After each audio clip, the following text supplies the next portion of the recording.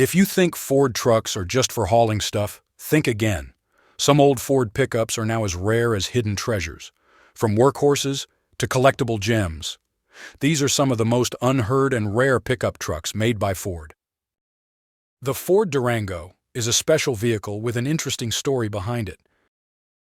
It was a coupe utility vehicle designed for just two people and was made in limited numbers by Ford Motor Company from 1979 to 1982. The Durango came about because Ford teamed up with National Coach Works, a company in Los Angeles, California. It wasn't meant to be a regular production truck or a replacement for the Ford Ranchero, which stopped being made in 1979. Instead, Ford wanted it to compete with the smaller Chevrolet El Camino, so they had it made to sell at their dealerships. The first Durango was created by Jim Stevenson and his sons, Jim Jr. and Bill, at their workshop in Pacoima, California.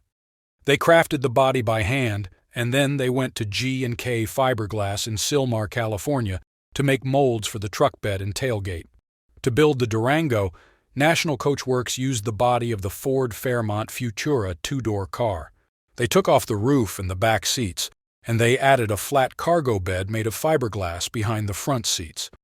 They also put in a new window behind the seats and redesigned the back of the truck to have a tailgate that could fold down. They had to include a warning for drivers not to drive with the tailgate down because it held the license plate and tail lights. The Durango came with just one engine option, a 200 cubic inch inline six, which was the middle option for the Fairmont. It had a 3-speed automatic transmission. Because neither company kept good records, it's hard to know exactly how many Durangos were made. Estimates say anywhere from around 200 to 350, with National Coach Works making 212 of them. This makes the Durango one of Ford's most mysterious trucks. The project ended when the man who designed it passed away, so there are fewer than 212 of them left today. The Ford Bantam is a small truck that's also called a pickup or bakkie in South Africa. It was made specifically for the South African market and had 3 different versions. The first one, from 1983 to 1990, was meant to compete with Nissan's B140-1400 bakkie and Volkswagen's Caddy. It was based on the Ford Escort. The second version, produced from 1990 to 2001, was built on the Mazda 323. The third and last version, made from 2002 to 2011, used the Ford Fiesta as its base. The Bantam was popular as both a tough work truck and a fun personal vehicle. It stopped being made in 2011. But there are rumors that a new version might come out. In South Africa, small trucks like the Bantam are liked because they're cheaper, smaller, and use less fuel than bigger trucks like the Toyota Hilux, Nissan Navara, and Ford Ranger. They're easy to drive, not just for work, but also for everyday use. These trucks usually have a body made from a single piece, called a monocoque or unibody, which makes them easier to build and share parts with regular cars. The Ford Bantam 1.4 TDCi model has a 4-cylinder engine with a size of 1,399 cc. The engine's parts measure 2.9 inches across and 3.2 inches up and down, and it has a compression ratio of 18.0 to 1.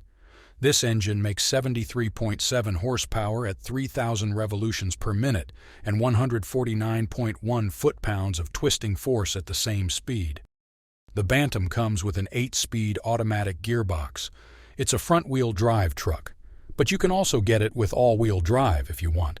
It's packed with features like electric mirrors and windows, fog lights at the front, a grille and bumpers that match the truck's color, a metal protector for the cab, a window that slides open in the back, a cover for the truck bed, a radio and CD player with 4 speakers, locks that work from the inside, air conditioning, an alarm and an immobilizer to keep it safe, and 2 airbags to protect the people inside. The Ford Pampa, produced by Ford do Brasil from 1982 to 1997, was a coupe utility pickup derived from the Ford Corcel and Ford Del Rey models. It quickly became Brazil's top-selling coupe utility for several years before being succeeded by the Ford Courier, based on the Fiesta, in the South American small pickup market. Introduced in 1982, the Ford Pampa was the second vehicle in its segment, following Fiat's Fiorino, which was based on the Fiat 147. Its name, Pampa, referred to a horse with a well-built physique. Unlike its Fiat counterpart, the Pampa featured a robust design with a comfortable car-like cabin and a larger cargo capacity inspired by the American-style F-100 pickup of the era. Setting itself apart from the Fiat pickup, the Ford Pampa utilized a rigid rear axle and semi-elliptical springs, ideal for heavy loads, instead of the Fiat 147's independent rear suspension. This design choice made the Pampa better suited for carrying payloads of up to 1,367 pounds. It shared the same 1.6-liter engine and manual gearbox as the Corcel, optimizing engine power with a differential ratio of 1:4. With its front suspension borrowed from the Corcel but enhanced to support heavier loads, the Pampa offered reliable performance.